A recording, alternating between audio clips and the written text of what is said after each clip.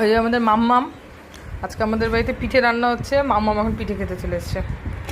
মাম্মামের পিঠেটা কিন্তু নুন চিনি সমস্ত কিছু ছাড়া, শুধুমাত্র জল আর চালের গুঁড়ো দিয়ে বানানো।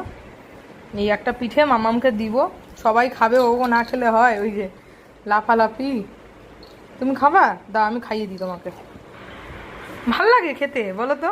এটা কি নতুন স্বাদ, একটা নতুন স্বাদ। ওই যে বসলো, খাবো না। হ্যাঁ, কত টেস্টি না? আস্তে খাও, আস্তে খাও। চালের গুঁড়ো দিয়ে মামামের জন্য স্পেশাল পিঠে, নুন টুন ছাড়া। আপনারাও বাড়িতে আপনাদের বাচ্চাগুলোকে এরকম নুন ছাড়া বা মানে কোনো কিছু ছাড়া শুধু জল দিয়ে আর চালের গুঁড়ো দিয়ে এই পিঠেটা বানিয়ে দিতে পারেন। আমরাও খাই, ওদেরও তো খেতে ইচ্ছা করে, তার জন্য একটু জল দাও তো।